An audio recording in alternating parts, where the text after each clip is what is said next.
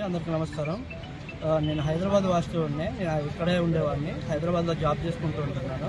అదే కొచ్చిన్ల ధర్మారెడ్డి అనే అతని దగ్గర నేను ఇడ్లీకి కోసం అనుకుని డబ్బులు కట్టారు. అతను మా పేరెంట్స్తో కూడా మాట్లాడి ఇలా లైఫ్ ఇస్తాను అనుకొని చెప్పారు. ఇందులో సుమారు 350 మంది దాకా ఉన్నారు. నేను సెకండ్ బ్యాచ్లో వాడిని. సెకండ్ బ్యాచ్లో కొంతమంది కూడా ఇక్కడ హైదరాబాద్ వచ్చి డబ్బులు కట్టారు. నేను కూడా అక్కడే ఉన్నాను. ఎంతమంది అంటే చాలా మంది వరకు వచ్చారు.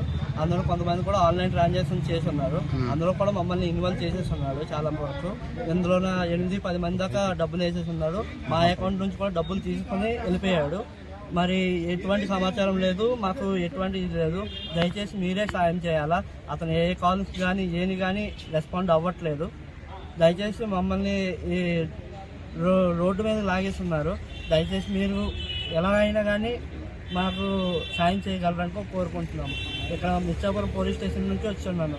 ఎందుకంటే నా భార్య డెలివరీకి ఉన్నది. ఆల్రెడీ పిల్లలతోనే ఐసీయూలో ఉన్నా కానీ నేను ఎందుకు వచ్చానంటే నా దగ్గర కూడా డబ్బులు వేసేస్తున్నాను. నాకు రోడ్డు మీద లాగేస్తున్నారు. ఇక్కడ ప్రతి ఒక్కరికి తెలుసు సెకండ్ బ్యాచ్లో ఉన్నాను కాబట్టి. అందుకని నేను కూడా భయపడి ఇక్కడికి వస్తున్నాను. నాకు దయచేసి ఎలాగైనా న్యాయం చేయాలా. నేను అందుకోసమే అందరి దగ్గరికి వస్తున్నాను. అందరికీ చెప్పాను, నేను నా భార్య పిల్లలతోనే అక్కడ ఉన్నారు, నేను ఇక్కడ ఉన్నాను. దయచేసి మీరు ఈ యొక్క సాయం చేయగలరని కోరుకుంటున్నాను.